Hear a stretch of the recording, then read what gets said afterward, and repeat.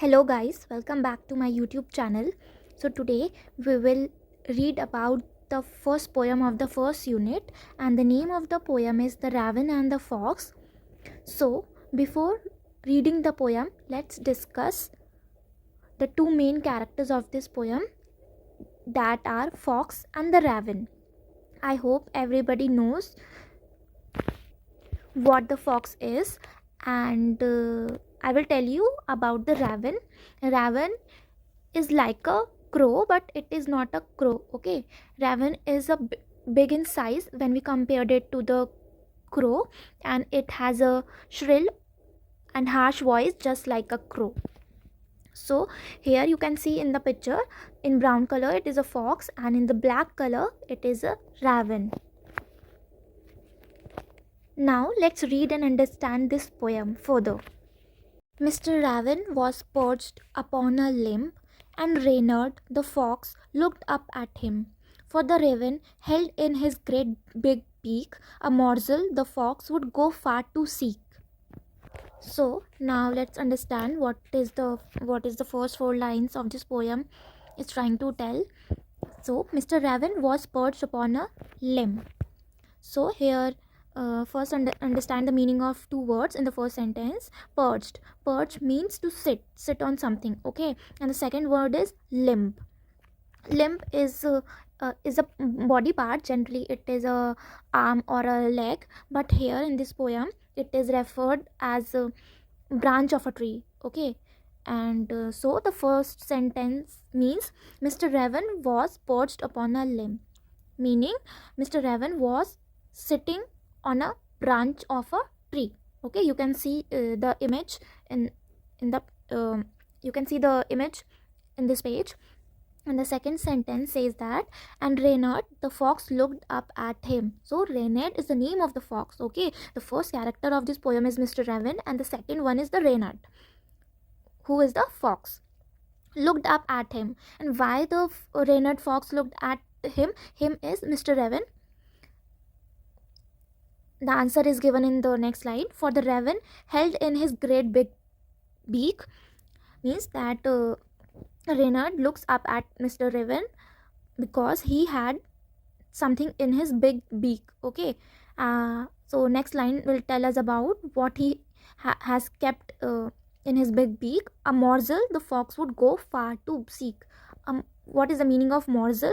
Here morsel means a small piece of any kind of food. Okay, so a small piece of food is kept in the big beak of Mr. Raven. So this four line says that Mr. Raven was sitting on a branch of a tree, and the Reynard the fox is looking at him, and the raven held in his great big beak. And why he's looking up at him? Because he had something kept in his big mouth, that is big beak, and a small piece of food is being kept in his big beak, and the Reynard the fox can go up to any extent to get that morsel, that is the small piece of food. Okay, so let's read the second paragraph, the second stanza. Said the fox in admiring tones, "My word, Sir Raven, you are a handsome bird. Such feathers, if you would only sing, the birds of these woods would call you king." So here in the second stanza, fox is fox said the fox in admiring tones, "My word," means here the fox is admiring the Mr. Raven. Here admiring means to praise someone. Okay, and my word you can consider it as a, like when we say something, oh my god. Okay, so here the fox is admiring Mr. Raven, and she says, "My word, Sir Raven." See how Reynard fox is using sir before Raven. That means she is pretending to give respect to Mr. Raven just for the small piece of food, that is the morsel which Mr. Raven has kept in his mouth. "Sir Raven, you are a handsome bird." See how fox is showing her cleverness by flattering her and telling him how handsome you are, what a beautiful feathers you have, such feathers. And in the last sentence, she says that if you sing, if you only sing,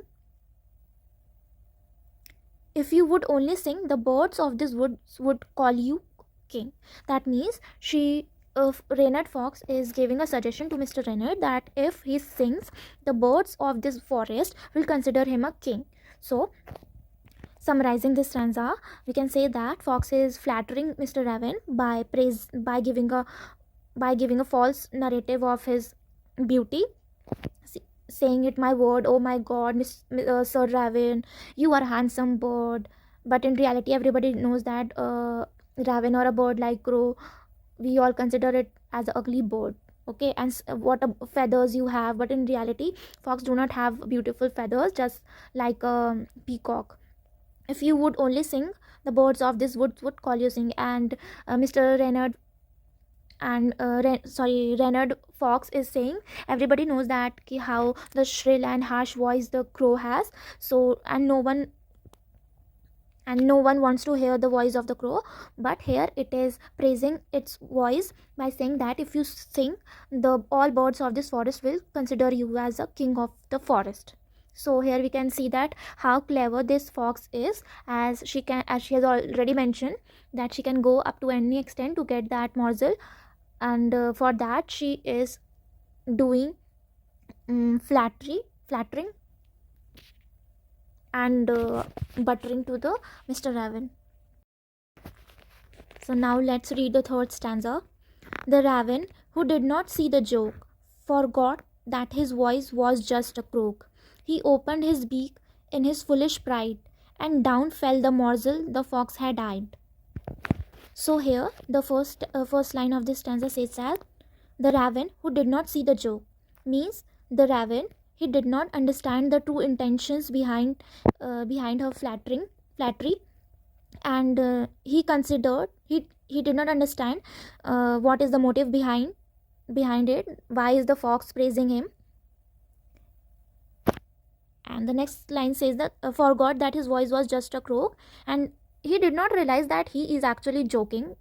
And he is joking because in reality he has a very croak voice. Croak voice means shrill, harsh, unpleasant to hear, very noisy. Okay, so he forgot that in reality he has a croak voice, and he is joking with him. And instead of realizing this, he thought he is admiring him, and he really has a very good voice. And in that he became overconfident, and then he opened his beak in his foolish pride. And then what did the Raven do? He opened his beak in his foolish pride. Why it is written as foolish and pride together? Because after hearing his praise from the fox Reynard, he became overconfident that he is a very beautiful bird. He has a very beautiful feathers, and he is very handsome. He has a very pleasant voice, and after hearing all this, he became overconfident and become full of pride. And because he became full of pride, he is considered as a foolish, because because in reality he was not a. And by becoming overconfident bird, he has done a foolish thing by opening his mouth, and down fell the morsel the fox had eyed. Means that he became overconfident, then he showed his foolishness by opening his mouth, and the morsel, that the small piece of food, fell down, upon which the fox had eyed on. So the purpose of getting that morsel from the Mr. Raven has fulfilled. So here we can see how smart the fox animals are, as they can do anything. They can use any trick to trap someone So here we had already read that how he is buttering Mr. Raven to trap in his plan, so that he can open the mouth and the morsel fell down, and he can get that easily. And by doing the same, Mr. Raven shows his foolishness. So now let's read the last stanza of this poem.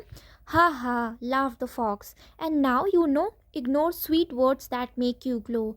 Pride, my friend, is rather unwise. I am sure this teaching is quite a surprise.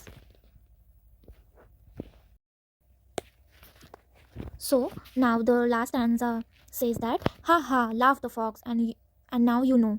Here the fox laughed at Mr. Raven and says that you know now you understand what I have done to you, and ignore sweet words that make you glow means that because of my buttering you fall into my trap. So you should always ignore the sweet words. Words means that if someone praise us, we became happy without thinking whether he or she is telling genuine things or not. This happens in real life also, that if someone gives us compliment, we did not give a thought about it, and we instantly become happy without realizing the true intentions of that flattering words behind that, and start acting like a foolish person. So same thing, he's telling that we should always ignore the sweet words that make you glow. We should always ignore and think and realize what is the true words, as everyone has a some motive. So we should always think before doing any foolishness in real life. And in the last two lines of this stanza, here the poet is telling us something, telling us here, our readers who are reading this poem, pride, my friend, is rather unwise. So here unwise means foolishness, a foolish person or a foolish thing to do.